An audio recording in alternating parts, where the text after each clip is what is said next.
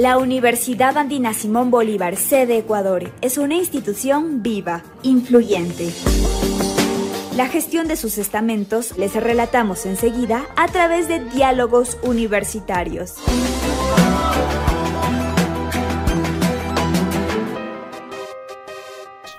Un atento y muy cordial saludo, audiencia de Voz Andina Internacional. Bienvenidos a esta nueva entrega del programa Diálogos Universitarios, que habla y trata sobre hechos coyunturales y significativos en nuestra universidad. Hoy vamos a referirnos a un avance editorial, es el libro Exigibilidad y Justiciabilidad de los Derechos Económicos, Sociales y Culturales. Este libro fue premiado dentro de los premios anuales del municipio de Quito y estamos ahora y hemos invitado para ello a la autora de este libro de tan interesante tema, Lina Parra, quien se encuentra con nosotros. Bienvenida, Lina, gracias por venir a nuestra cabina. Muchas gracias, un cordial saludo a todas las personas que nos ven en este momento. Siempre es muy lindo estar aquí en la radio. Unos datos sobre ti que aparecen precisamente en la publicación en referencia.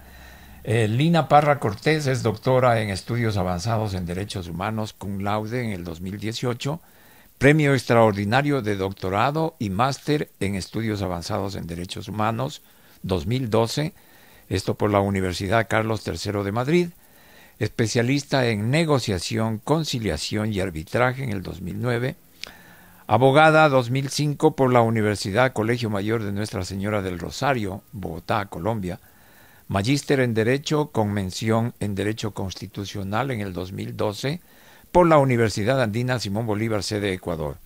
Es investigadora y docente de posgrado y pregrado en diversas instituciones. Actualmente es docente en el área de Derecho y coordinadora de las especializaciones en Derecho Administrativo y Contratación Pública de nuestra universidad, la Universidad Andina Simón Bolívar, con sede en Ecuador. Bien, empecemos un contexto para que nos cuentes algo sobre este libro. ¿Cuáles son los fundamentos que tuviste? ¿Cómo se origina esta investigación? Bueno, para no hacer tan largo el cuento, sí.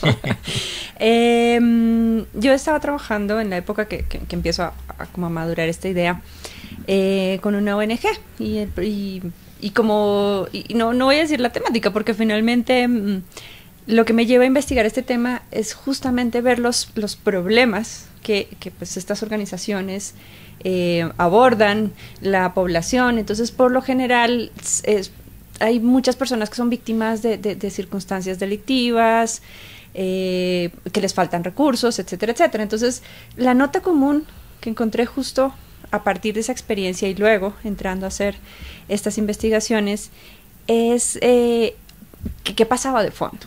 O sea, una cosa, obviamente la explicación más obvia era la situación económica, ¿cierto? Que los países latinoamericanos son países que no tienen suficientes recursos, que tienen problemas coyunturales, que tienen problemas estructurales, etcétera, etcétera. Pero llego precisamente a encontrar justo en que el desconocimiento de los derechos económicos, sociales y culturales tan acentuado para los países latinoamericanos es una gran explicación de por qué, por ejemplo, las personas se ven abocadas muchas veces a irse en procesos migratorios inseguros, ¿cierto? A irse a buscar más oportunidades de trabajo fuera del país. O por qué dentro de los países los niños, las niñas, sobre todo en lugares más vulnerables, son económicamente vulnerables, son más propensos a luego terminar en grupos delictivos, ¿no? Entonces veo que como que ese factor común que conecta muchos problemas es precisamente ese gran déficit de goce de derechos económicos, sociales y culturales que existe en Latinoamérica. Y justamente para evidenciar uno muy importante, que ese es como el que me fue conduciendo, es el trabajo. Pero el trabajo entendido como esta posibilidad de acceder al trabajo, por una parte, que por lo general se suele pensar que solamente es que haya esta idea de pleno empleo, pero en el fondo, al revisar, hay muchas trabas también para que la gente pueda acceder.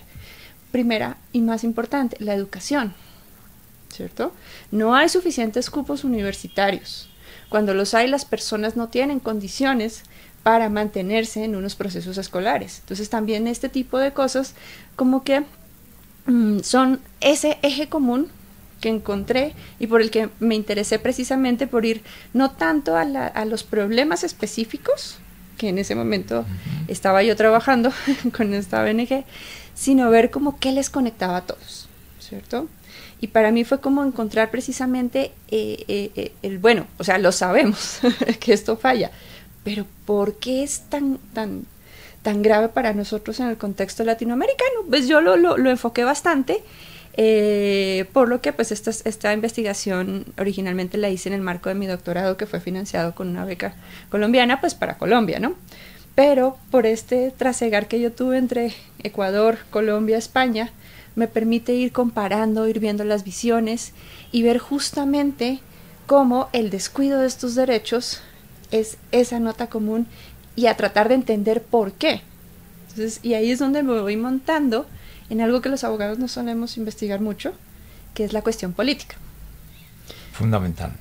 Entonces, y no porque no sea algo importante, sino porque es algo que quizás como que no logramos dimensionar muchas veces cómo se conecta con el derecho. Entonces encuentro yo justamente una gran explicación, que no es como así como, descubrí un elemento de la tabla periódica nuevo, pero es muy importante para mi investigación en tanto permite evidenciar justamente que tiene muchísimo que ver con la política, con las opciones políticas, pero también con cómo cada cada corriente es más proclive o es más hostil a determinados valores fundamentales. Y de ahí surge tal vez el estudiar o avanzar tu investigación con estos términos de exigibilidad y justiciabilidad. Exactamente. ¿Son así características de estos derechos? Claro, porque justamente dentro del estudio de los derechos económicos, sociales y culturales, cuando se hace la revisión de literatura, lo que más se ha escrito al respecto, se enfocó bastante durante algún tiempo a, contestar una objeción que se le hacía a estos derechos a partir de una afirmación que es bastante general y a la ligera, adelanto, de que estos derechos no se pueden defender en un estrado judicial, o sea, que en teoría no se pueden defender ante un juez. Entonces, todo este aparataje de investigaciones en las que yo también me baso, dan cuenta de que no es así, de que estamos ante una falacia, porque siempre se les relaciona con que están sujetos a la disponibilidad presupuestaria y que por tanto entonces los jueces se tienen que abstener. Perdón resumir tan abruptamente mi propia obra, pero básicamente es esta gran idea en que se decía justamente, y es algo que todavía muchas personas lo siguen pensando, es muy, muy particular eso que ocurre cuando no es así, porque se dice que estos derechos, para diferenciarlos, porque es una cosa que le encanta a todo el mundo, en general en la ciencia y en las ciencias sociales y en el derecho, hacer categorías y categorías excluyentes, o sea, como este pensamiento binario, o sea, es blanco o es negro, ¿cierto? Es día o es noche. Entonces, se maneja también esta forma, que de hecho es una de las cosas importantes que hay que abandonar si es que queremos nosotros también seguir avanzando en el respeto y en el desarrollo de derechos, porque es desde el discurso parecería algo inocuo, pero es terriblemente nocivo, que nos dicen los derechos civiles y políticos, o sea, votar, ser propietario, etcétera, etcétera, son derechos que no le cuestan al Estado, pero la educación, la salud, la vivienda sí le cuesta al Estado. Y entonces viene también mi libro se nutre de otra serie de investigaciones que dicen no es cierto, esto no es cierto, no podemos trabajar con estas categorías binarias, pero también excluyentes, porque a los policías se les paga con abstenciones, no, las elecciones cuestan dinero, ¿cierto? Por ejemplo, se basa bastante en un libro muy, muy, muy importante que es El costo de los derechos de Cass Sunstein, y se me va el nombre del otro autor, les queda viendo el dato, que nos dice justamente que, por ejemplo, los bomberos operan y tienen un costo. Y los bomberos en la mayoría de ocasiones van a apagar incendios en viviendas, en lugares privados, ¿cierto? Entonces, retomo toda esta idea para decir que no es cierto que los dividamos porque unos cuestan y otros no, todos cuestan. Entonces, justamente es como a partir de esta reflexión de por qué siempre se le deja en segundo plano a los derechos, que me parece a mí supremamente importante encontrar justo esta razón en clave filosófica, digámoslo, y en clave de ideas, y entender por qué. Entonces, y ahí hay una gran conclusión también, ahí sí no se las voy a spoilear, ahí no se las voy a anticipar. Es decir, Lina, que sigue latente la discusión que ha habido en torno a esto, contraponer tal vez, si es que es la calificación, a los derechos llamados fundamentales con este otro tipo de derechos, ¿no? Pues precisamente es que ese es el problema, que es que se categoriza como que unos fueran fundamentales y otros no. Y no es así. ¿Todos son fundamentales? Todos son fundamentales, por eso es que por ejemplo, esa particular técnica que existe en la Constitución ecuatoriana es muy adecuada precisamente a la técnica más actual de los derechos. Es decir, porque todos los derechos son fundamentales. Entonces, ¿por qué vamos a darle, y en estricto sentido te cambio la pregunta, ¿por qué va a ser más fundamental,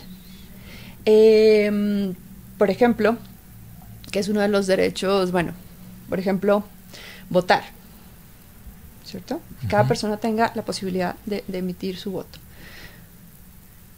¿Por qué es más relevante votar que educarse? ¿Cierto? O viceversa. Entonces no hay, precisamente trabajar con esas categorías no es adecuado. ¿Por qué? Porque todos son fundamentales. Ahora, dentro del derecho, como dicen, todo depende, ¿no?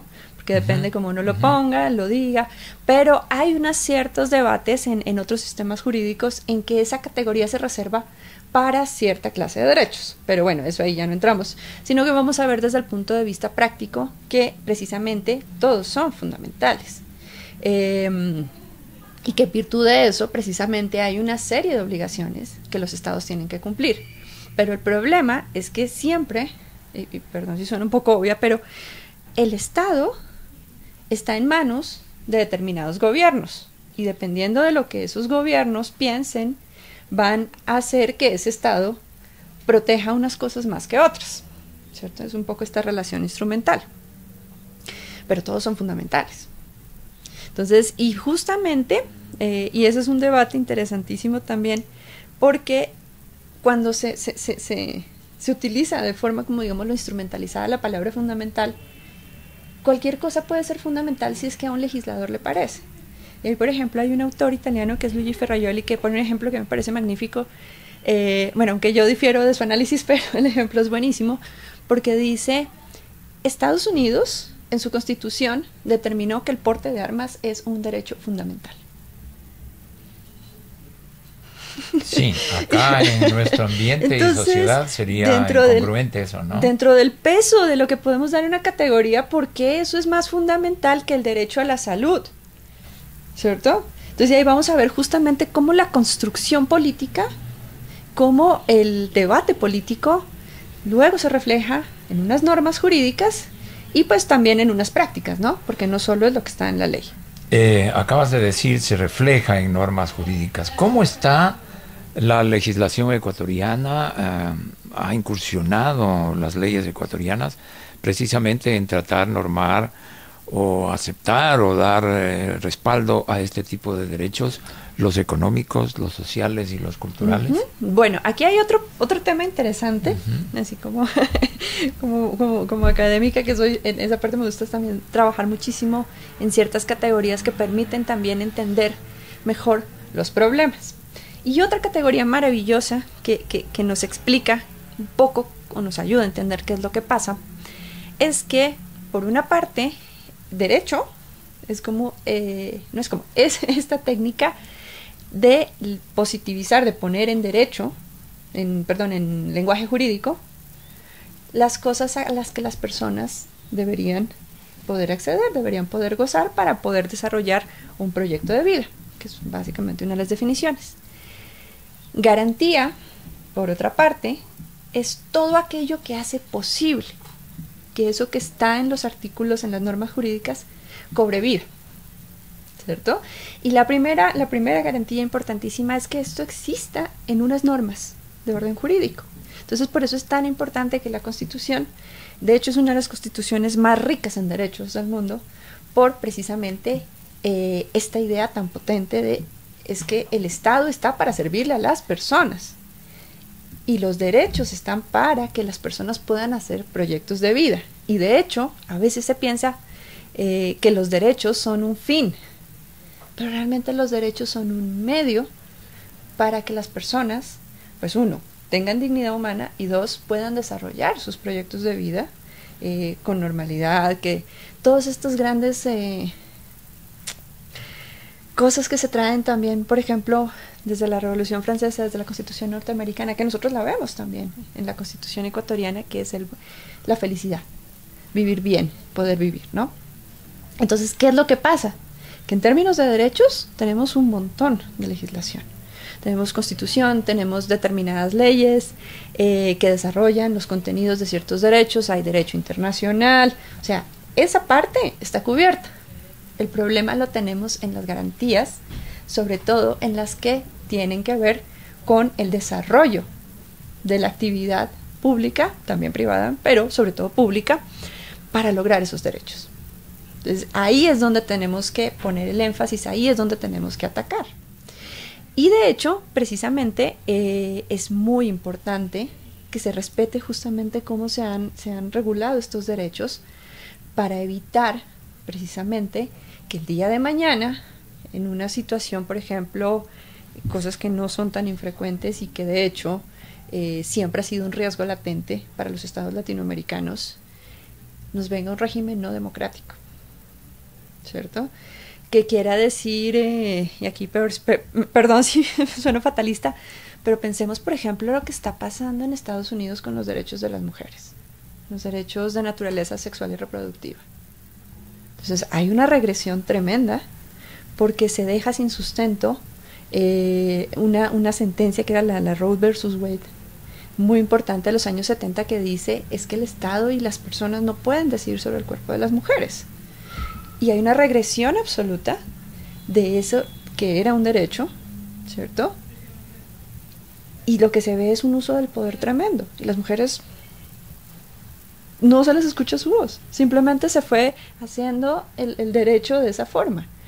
¿Y por qué te decía fatalista? Porque pensaba yo, por ejemplo, en esta gran obra que es El cuento de la criada, que es una distopía que precisamente nos plantea qué pasaría si hay una regresión de derechos de las mujeres. Ahí les dejo ese datito, esa recomendación de literatura. Pero de lo que se ve y se noticia, sí hay una regresión, desde luego. Y esa es una lucha que precisamente tiene no solo las mujeres, tiene la sociedad, ¿no? Y esto es un tema muy a propósito del próximo Día Internacional de la Mujer que estamos por celebrar, conmemorar. Lina, hay estos grandes casos como el que tú acabas de señalar, pero también puede haber microcasos, ¿no? Como una afectación individual, familiar, por ejemplo, por el aire, porque los vecinos de alguna manera contaminan y no lo dejan respirar un aire saludable, digamos, porque puro ya casi no hay en nuestras sociedades. ¿Qué puede hacer ese individuo? ¿Puede acudir? ¿Puede exigir? De eso se trata, la exigibilidad, y vía la justicia además. Exactamente. Entonces justo esa idea, perdón que la dejé un poco colgada, claro, es justamente porque cuando hablamos de exigir derechos, solo se suele limitar a que yo se los pueda pedir a alguien ante un juez o una jueza. Pero la exigibilidad es una idea mucho más amplia, porque vea, yo no tengo solo esta posibilidad, porque justo hablábamos de qué pasa si estas garantías fallan, qué pasa si no tenemos estas garantías, o sea, estos mecanismos para hacer exigible, para hacer que este derecho cobre vida, mejor dicho. Entonces, ¿qué hacemos? La exigibilidad es precisamente esta gran idea de que no solo es exigible en vía judicial, porque muchas veces pensamos que que el derecho se reduce a que alguien lleve el caso nuestro ante un juzgado, ¿cierto? Que es como lo más usual, lo más conocido. La exigibilidad, es, si te prefieres, y es como la forma más sencilla de explicarlo, es el género. Es todo mecanismo político, social, administrativo, etcétera, etcétera. Ya les comento un poco más. Y la justiciabilidad es la exigibilidad en un estrado judicial, ¿cierto? Esa es como la relación. ¿Y por qué? Porque es que las normas están para cumplirse. Entonces hay ciertos mecanismos que nos ayudan a exigir que esas normas se cumplan. Entonces tenemos mecanismos de orden, por ejemplo, político, ¿cierto? Entonces tenemos presión de organismos internacionales. Tenemos organismos de tipo social, es decir, las propias personas, sus propios titulares, tienen mecanismos para hacerlos exigibles. Entonces, por ejemplo, las vedurías, las protestas. El mero hecho de que las personas decidan, por ejemplo, asociarse para, por una parte, o hacer una actividad económica, ¿cierto? Por ejemplo, pensemos no en términos de libertad de empresa, que también estaría cubierta ahí, pero, por ejemplo, asociaciones de vecinos, ¿cierto? Que se reúnen y que organizan una minga para velar que, por decirte ahorita con la inseguridad, por ejemplo, hacen turnos, hacen rondas, ¿cierto? Que no son tan conocidos, ¿cierto? Y que van más en clave sociológica, pero que también están ahí. Pero también, y esto en un caso positivo, ¿no? Porque no vayan a pensar que también yo estoy haciendo apología de que todo el mundo puede tomarse la justicia por mano propia, ¿no? Pero hay ciertas formas organizativas que también están ahí. Y hay unas poco conocidas, como por ejemplo, estos mecanismos de defensa. Aquí en Ecuador, por ejemplo, hay uno de derechos del consumidor, que fíjate que no van ante un juez, pero tampoco tienen una naturaleza 100% política, sino que tiene un mecanismo específico ante la Defensoría del Pueblo que hace que precisamente se hagan observaciones, se hagan señalamientos, lo que nos pasó, por ejemplo, hace poco con estos alimentos contaminados. Sí, ¿cierto? Muy reciente, ¿cómo no? Entonces, todo este tipo de mecanismos tienen unas naturalezas que no necesariamente son las de un proceso jurisdiccional. Y también pueden ayudar en alguna medida justamente a que los derechos se cumplan. En este caso, por ejemplo, que mencionabas, ahí, por ejemplo, habría que ver el vecino si es, por ejemplo, alguien que tiene que tener una licencia para funcionar, ¿cierto? Entonces tenemos también ahí el entramado de los procedimientos administrativos sancionadores. Es como, señores del municipio, vengan con su oficina respectiva, este señor no está cumpliendo, ¿cierto? Esa es una posibilidad. Otra, este señor me está generando unas afectaciones a mi salud tan graves que ya aquí fíjense que ya no es solo una cuestión de que este señor no cumple con el procedimiento, sino que me está violando mi derecho constitucional.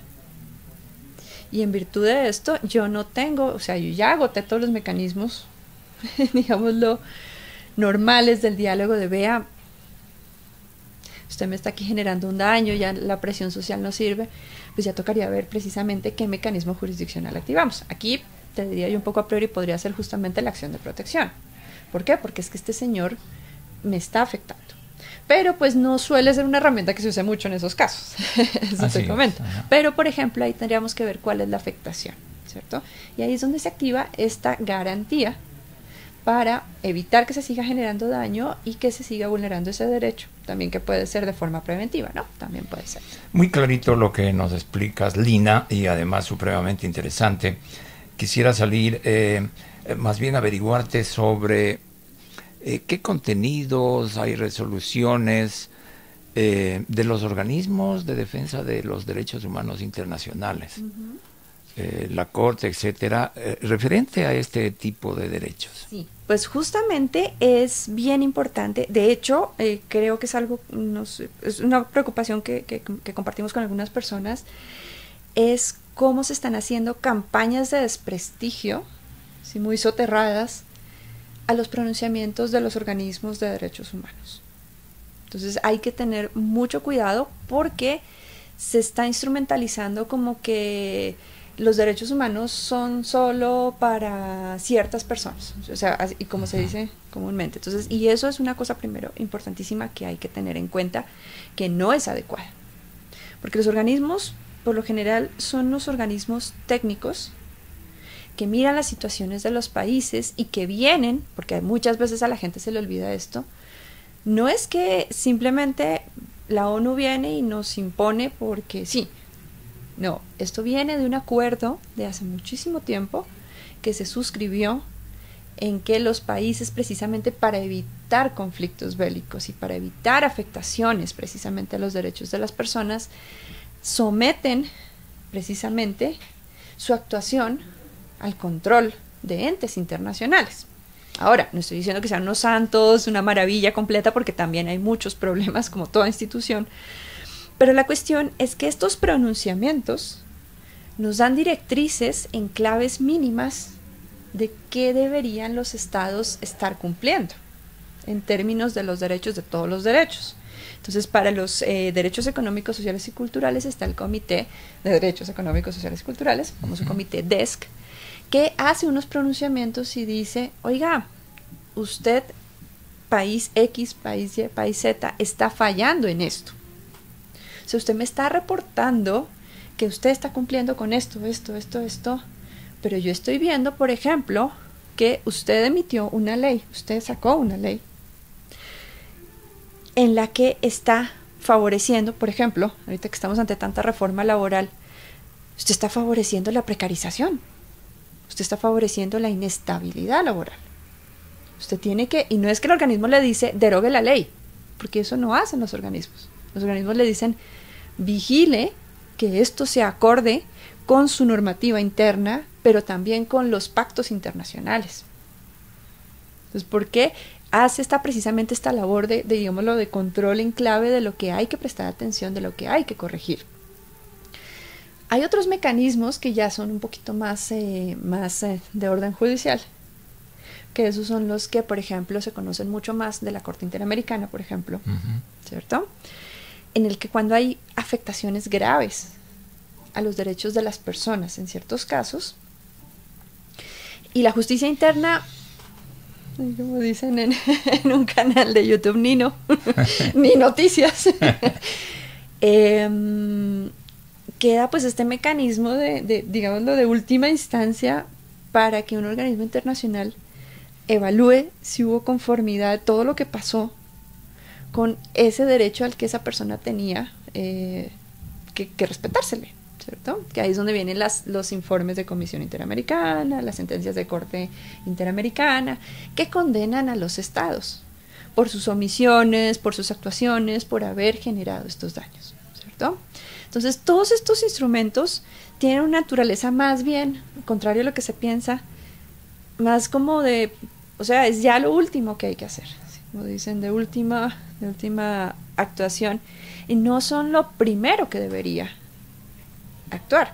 Entonces, hay bastantes manipulaciones de cómo estos organismos actúan, qué dicen, cómo dicen, y la gente piensa que realmente son más bien entes para generar impunidad, cuando la idea es que sea todo lo contrario y para que sea realmente un control, de alguna forma, que está diciendo, oiga, préstele atención a esto, por acá no es, esta regresión de derechos no está buena, entonces ese tipo de cosas. Entonces es justamente la forma en que estos organismos actúan. Y sobre esto hay un montón, hay sobre educación, hay sobre y se reflejan sobre también salud. en tu libro, desde luego, y todo lo que hemos estado hablando, desde luego, concitará interés sobre esta publicación que hemos comentado con su autora Lina Parra, precisamente. Físicamente, ¿dónde se puede acceder a tu libro? Muy bien, físicamente aquí en las librerías que tengan tiraje de la editora Ediciones Legales, que es la que nos coedita con la Universidad Andina Simón Bolívar, pero específicamente, y esta es la invitación que les hago, vengan acá. Estamos en la Universidad Andina Simón Bolívar. Si quieren consultarle, estará un ejemplar disponible en la biblioteca. Si quieren comprarle, en la librería que tenemos acá en la universidad, Toledo N2280, Quito. Más de por acá 350 páginas tiene tu publicación. ¿Quién te prologa, por favor, Lina? Me prologa mi director de tesis. ¿Quién fue mi director de tesis? El profesor Francisco Javier Anzuategui, a quien le mando un saludo muy especial. Espero que algún rato pueda volver a la linda Madrid y nos tomemos un cafecito como es ya costumbre. Y bueno, simplemente comentar que esta es solo parte de la tesis doctoral. Ajá. Porque otra parte está en otro libro, en versión ya, electrónica.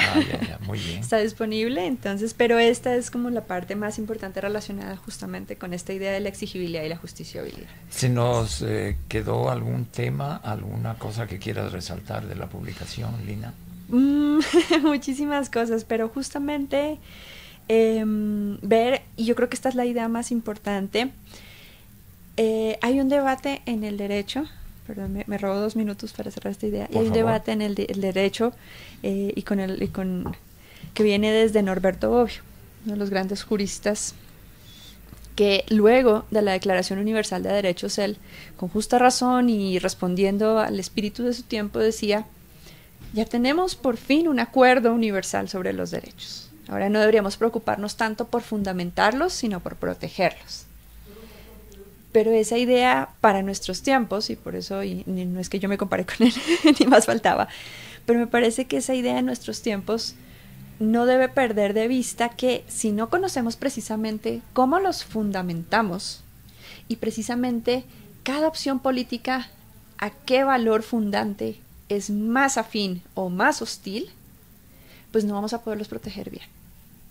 Porque vamos a ver que unas opciones políticas son mucho más afines a proteger un valor fundante como es la libertad, ¿cierto? Para ellos no importará el colectivo, la cuestión social, digámoslo, como que el ser humano sea colectivo, sino que la libertad individual es la que debe primar.